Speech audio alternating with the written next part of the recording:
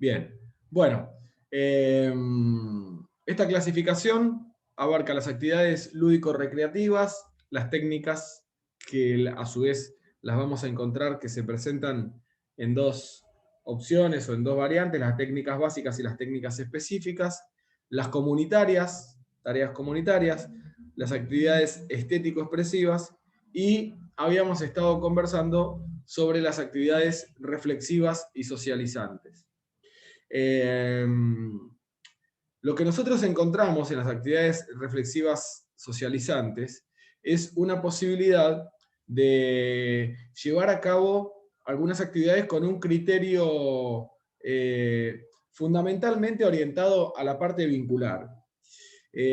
Porque por la forma en la que se presentan y las posibilidades que nos dan, sin lugar a dudas, colaboran con el desarrollo de algunos valores como pueden ser la empatía. Yo en algún momento dije que este tipo de actividades son realmente significativas, son muy valiosas, tienen una trascendencia notable en cuanto al desarrollo de la parte vincular y que muchas veces si uno por ahí no tuvo la experiencia de haber pasado por alguna de ellas, tiende a veces a confundírsela con algún tipo de juego, porque uno a veces tiene como la orientación o la mentalidad de lo lúdico que tenemos a veces los profes de educación física, ¿no? Haciendo como una especie de autocrítica. Y en realidad esto no es un juego, no hay ni ganadores ni perdedores, ni tampoco se participa de este tipo de actividades con esa lógica. Eh, por ahí lo que se pretende sí es un criterio participativo y por ahí en alguna se hace uso de esa cuestión fantasiosa de los juegos, pero no con el ánimo de ganarle a nadie, ni de participar en el sentido de una disputa o de vencer algún desafío, sino que en el momento de participar lo que se pretende es que cada uno exponga o un punto de vista, o una forma de ser, o algo que forma parte de su vida, y de esa manera ofrecer a la gente que está participando una forma de conocer a uno. Yo les había dicho que por ahí en alguna oportunidad me tocó ser testigo de alguna situación en relación a este tipo de actividades donde por ahí me hicieron dudar de si realmente uno está en condiciones, fundamentalmente si uno tiene las habilidades profesionales para desenvolverse con seguridad ante los riesgos que esto implica, porque si bien no es un riesgo en cuanto a la integridad física, este tipo de actividades movilizan emociones y algunas veces nos quedamos un poco a pata los profes y las profes de educación física porque necesitaríamos quizás el, eh, ¿cómo decirlo? Alguna estrategia profesional que puede provenir de la psicología. Por ejemplo, a nosotros nos ha pasado, estando de campamento en Villa Traful, en el sur, en la Patagonia, cerca de San Martín de los Andes, con una escuela secundaria hace muchos años, más de 20. Yo estaba como ayudante en un campamento, eh, sí, hace fácil 27, 28 años. Eh, y habíamos llegado a Villa Traful y el profe que estaba a cargo del viaje, antes de instalarnos incluso, o sea, con los bolsos y las mochilas ahí todavía donde los había dejado el micro, hace una especie de ronda y empieza con una de estas actividades y en el momento en que a uno de los participantes le toca hablar, presenta como una especie de crisis, de llanto, de angustia y una situación difícil de sobrellevar para él, diciendo que él no podía participar de eso porque sentía ganas de volver a Mar del Plata, porque sentía que tenía una deuda con alguien de su familia, una deuda afectiva, digamos, eh, que nunca había expresado su cariño y nunca había recibido el cariño de esta persona. Bueno, una serie de cosas muy de adentro, con una angustia muy grande. Y la verdad es que entre nosotros nos mirábamos, yo como estudiante de la carrera y el profe responsable también, como diciendo, ¿y ahora qué hacemos? Tenemos que llevar de nuevo a Mar del Plata a este pibe. Bueno, dentro del equipo de docentes hubo alguien que por ahí tomó la decisión de retirarlo de la actividad y llevarlo a tomar aire y caminar un poco y compartir unas palabras, y esto se resolvió de esa manera, pero fue algo bastante complicado. Cuando a mí me empiezan a pasar estas cosas, digo, bueno, no, yo cuando sea profe no quiero hacer actividades socializantes de este estilo, que se las llama dinámicas grupales. Y después el tiempo me fue demostrando que en realidad tienen un fundamento y están buenísimas.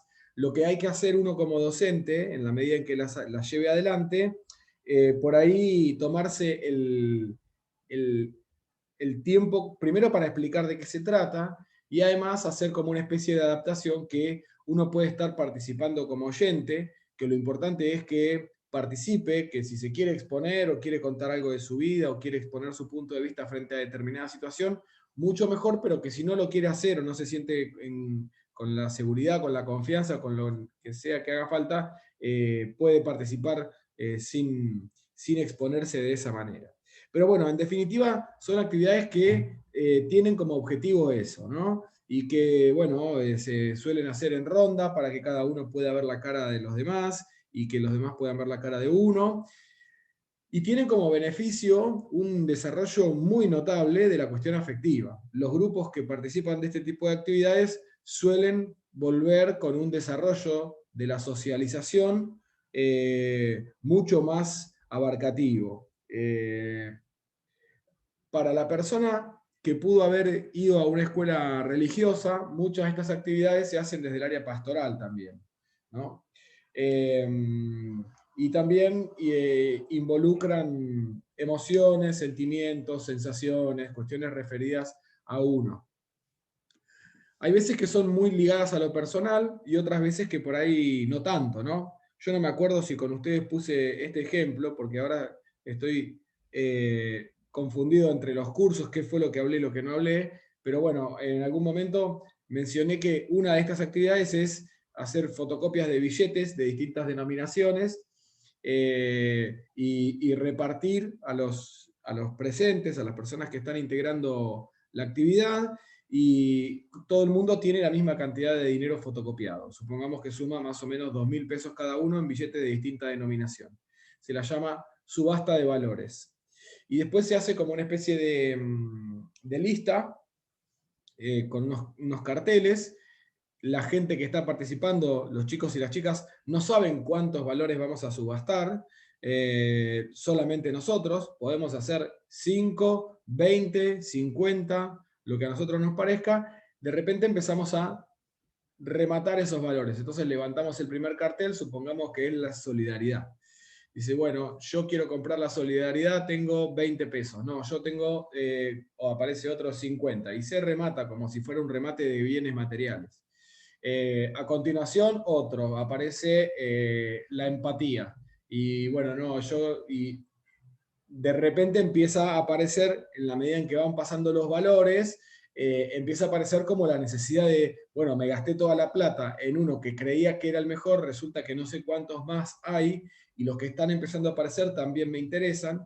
Entonces, de la misma dinámica del juego, aparece como la necesidad de asociarse con otra persona.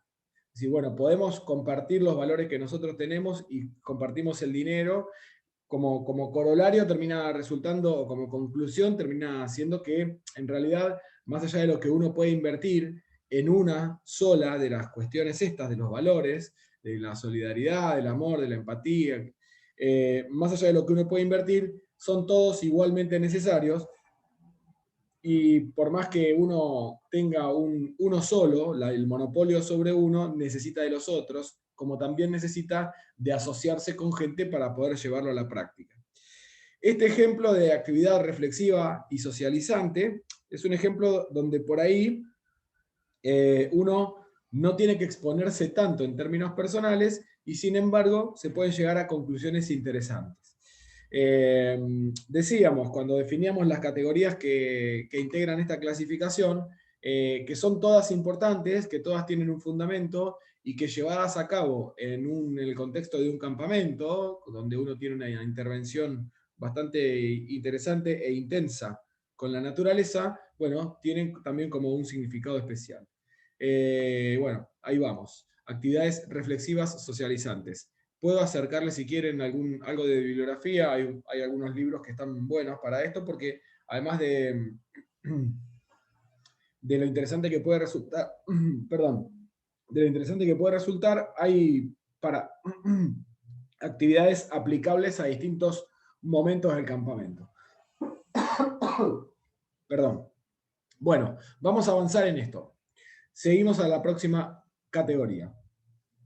Las actividades sociocomunitarias. No es lo mismo, nosotros en la lista, en la clase anterior, habíamos visto unas que eran las comunitarias, que eran las tareas que nosotros podíamos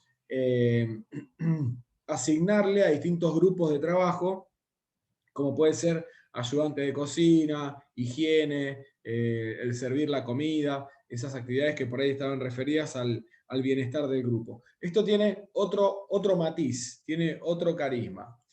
Nosotros lo que creemos, por lo menos los profes y las profes que pensamos las actividades en contacto con la naturaleza de la misma manera, creemos que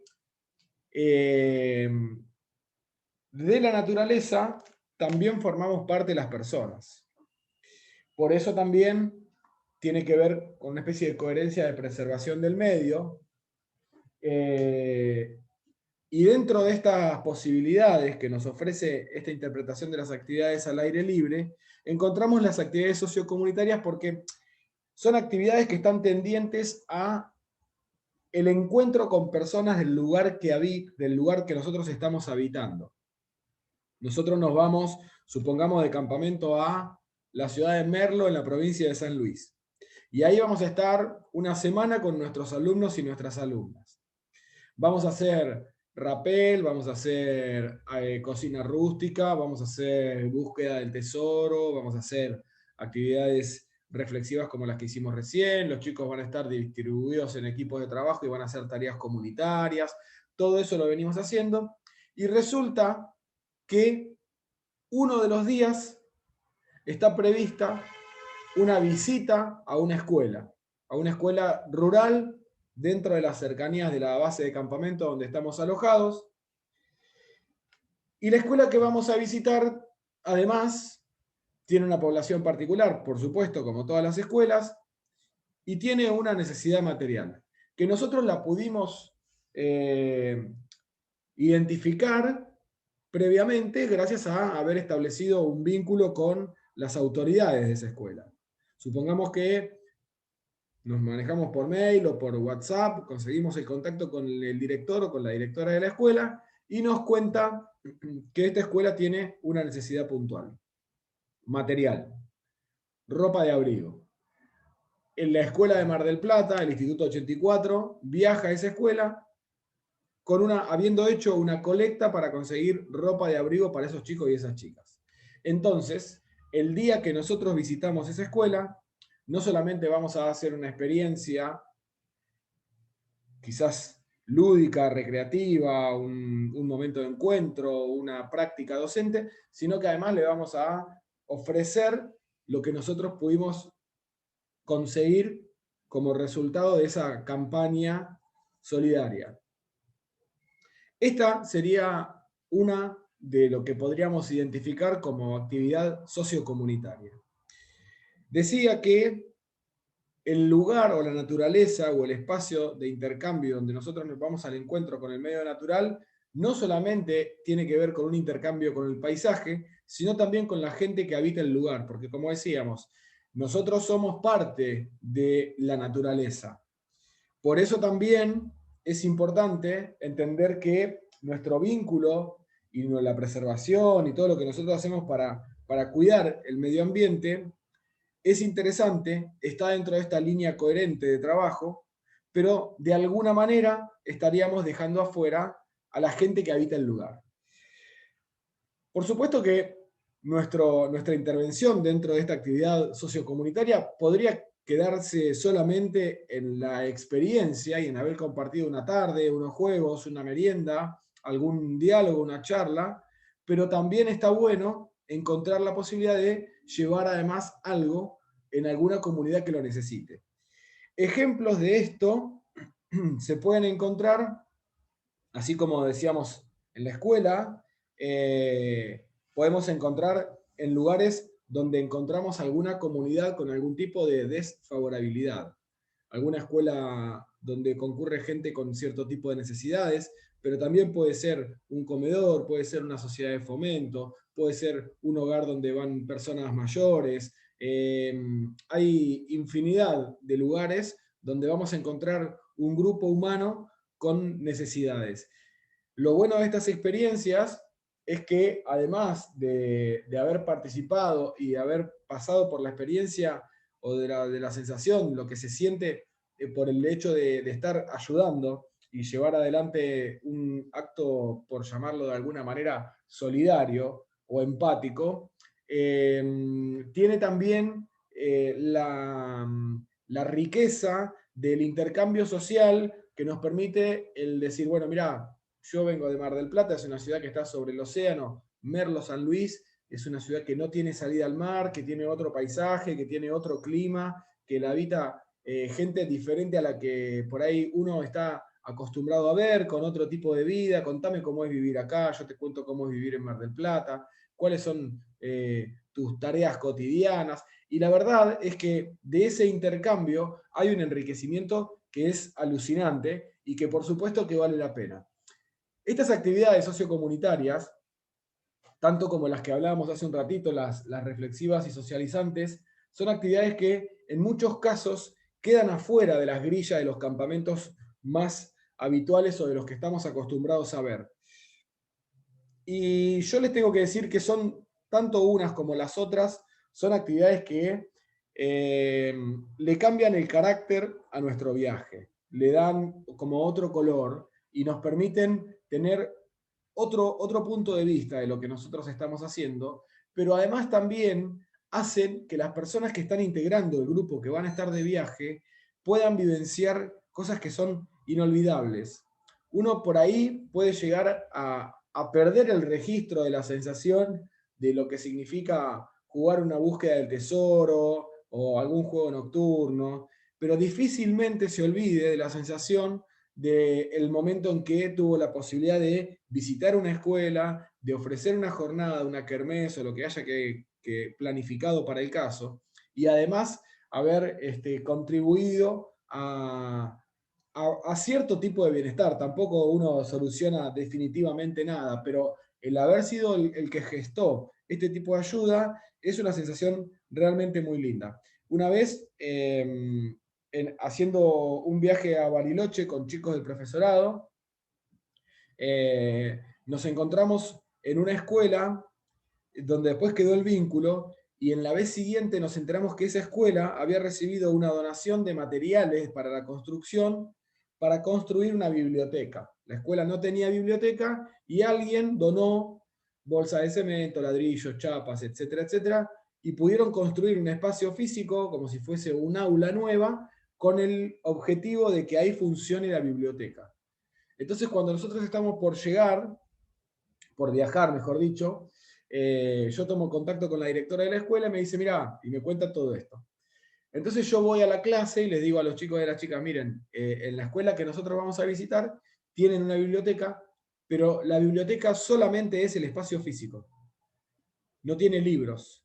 Le donaron los materiales y tienen el espacio, pero no tienen libros. Entonces hicimos una colecta de libros y llevamos más de 450 volúmenes, libros de todo tipo, libros de texto, libros, digo, de texto como de consulta escolar, ¿no? Libros de cuentos, novelas, bueno, todo tipo de libros. Y la verdad que fue una experiencia increíble, fue muy lindo. Fue muy lindo incluso desde el momento en que empezamos la colecta, porque hasta recibimos material bibliográfico de descarte. Hay gente que por ahí considera o entiende que la solidaridad es algo que uno hace con las cosas que a uno no le sirven. Entonces hemos recibido libros rotos que por ahí le faltaban hojas, capítulos, tapas, que en realidad no son libros, son basura. Eso lo terminamos descartando, entendiendo también, porque a eso, o sea, lo que significa en términos solidarios es algo que por ahí también lo tenemos que trabajar. Podemos tener dentro de nuestros alumnos y alumnas gente que lo entiende de otra manera. Entonces trabajamos sobre eso, nos tomamos el tiempo de acondicionar lo que no estaba en condiciones, de tirar lo que era basura, y así todos llevamos un montón de libros y tuvimos la sensación espectacular de haber participado en algo que va a quedar de por vida, porque son libros para una biblioteca. Es realmente muy lindo. Para el que no lo hizo nunca, se lo recomiendo. Bien, vamos a continuar con nuestra clasificación. Hasta ahí está quedando claro esto, porque como arrancamos la clase pasada y hoy arrancamos medio con el capítulo empezado, por ahí puede ser que algo no quede claro. Ustedes pregúntenme, no tengan ningún problema, me interrumpen a cada rato y no hay ningún problema, ¿eh? Levantan la mano, levantan la voz, me escriben por el chat, yo interrumpo lo que estoy diciendo, aclaro, o si quieren intervenir, bienvenido el aporte. Bueno, pasamos entonces de categoría. Mientras no me interrumpan, yo sigo. Bien, acá tenemos lo que sería la última categoría, ¿sí? Y acá tenemos también algo diferente a todo, que es el tiempo libre. Puede sonar raro, porque cuando nosotros hablamos sobre la organización del cronograma y de cómo vamos a ubicar cada una de estas actividades dentro de nuestro cronograma, o cuáles son las actividades que están integradas dentro de esta categoría, tendemos a pensar en que son todas actividades que tienen como una especie de nivel elevado de organización, ¿sí? Las actividades sociocomunitarias, las actividades lúdico-recreativas, las técnicas básicas, las técnicas específicas, las actividades comunitarias, etcétera, etcétera, etcétera. Sin embargo, el tiempo libre, ya de por sí el nombre no nos hace sentir un gran nivel de organización. No hay una gran intervención didáctica, no hay una participación didáctica significativa del docente o de la docente en la puesta en marcha de un momento para el tiempo libre. ¿Por qué está esta categoría? ¿Es realmente una actividad? Bueno, podríamos discutirlo.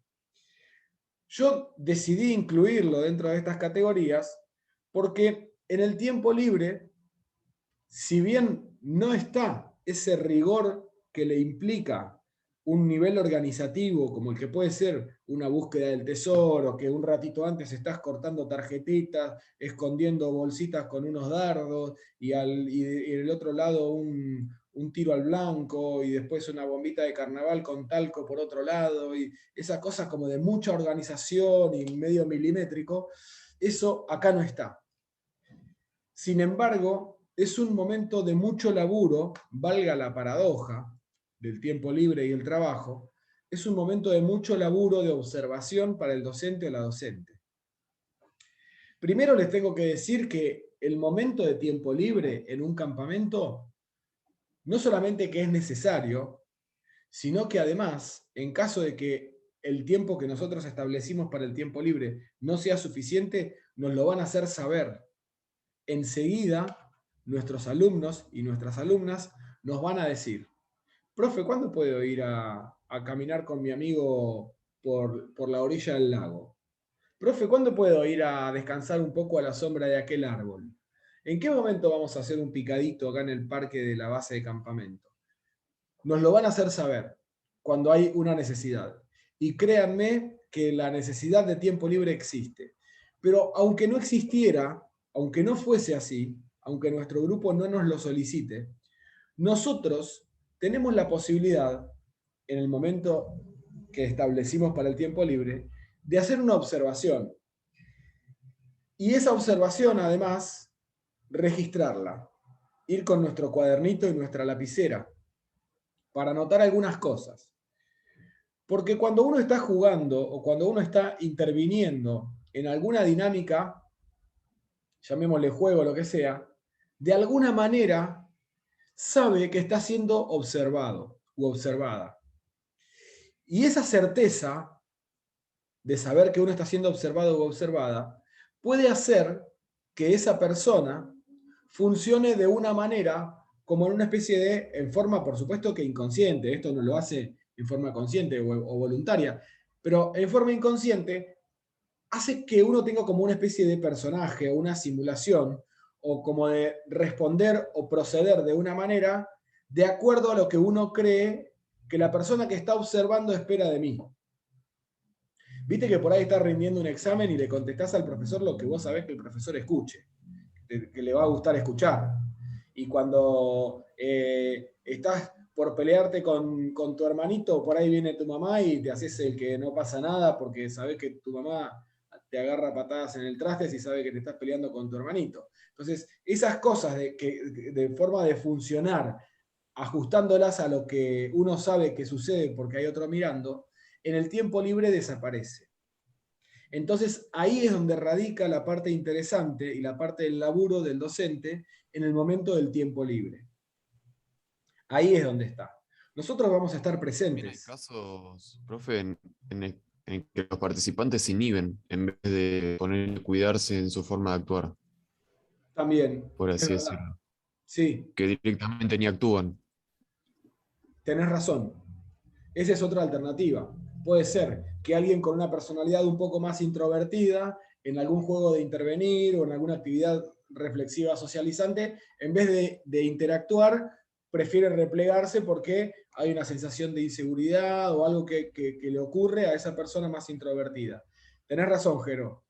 En cambio, en el tiempo libre, por ahí lo vamos a ver volcado a esas cosas que lo hacen sentir un poco más seguro. A lo mejor se pone solo a tocar la guitarra en un rincón, o a lo mejor se pone a conversar con una sola persona, que es la persona con la que más confianza tiene, ¿sí? Bueno, nosotros como docentes tenemos la posibilidad en ese momento de encender al máximo nuestro radar y de observar qué es lo que sucede. Nuestro laburo en los campamentos es un laburo de hormiga, es muy minucioso. Ni siquiera es un trabajo demasiado abarcativo en cuanto a las pretensiones. Nosotros hacemos, es como que tiramos una piedrita en el medio del océano en un campamento. Porque suele ocurrir también, que el profe de actividades en la naturaleza tiene como muchas pretensiones, ¿no? Porque tenemos la parte ecológica, la parte deportiva o motriz, tenemos la parte socializante, tenemos la parte espiritual, tenemos la parte de las habilidades en cuanto a las técnicas básicas de la cocina rústica. Y si nos ponemos a registrar todo eso, tenemos unas pretensiones bárbaras para algo que es muy intenso, pero dura solamente un tiempo, dura lo que dura el campamento. Entonces, es como un trabajito de hormiga, chiquitito. Y este carácter de observador en el momento del tiempo libre está dentro de esta lógica. Vamos a tratar de entender lo que sucede con las personas que están a cargo nuestro. Vamos a tratar de entender lo que sucede en un caso específico. Miren, sobran ejemplos de situaciones de docentes de otras áreas que no son de educación física. Por ahí nos acompaña en el campamento la profesora de lengua y literatura. Incluso nosotros como directores de la orquesta en los campamentos podemos hacer que esta profesora de lengua y literatura lleve algo de su materia para intervenir y por ahí hace la lectura del cuento de las buenas noches, por ejemplo, que es algo que está buenísimo y que en los campamentos tiene como un carácter también, o le asignamos algo. Y a lo mejor viene alguien que no se fue nunca de campamento con la escuela. Trabaja hace 20 años en la escuela, nunca se fue de campamento con ningún grupo, y al regresar, lo que nos dice, y esta es una fija, yo nunca me imaginé que fulanito de tal tenía esa personalidad. Nunca me imaginé que fulanita de tal era una persona tan sensible.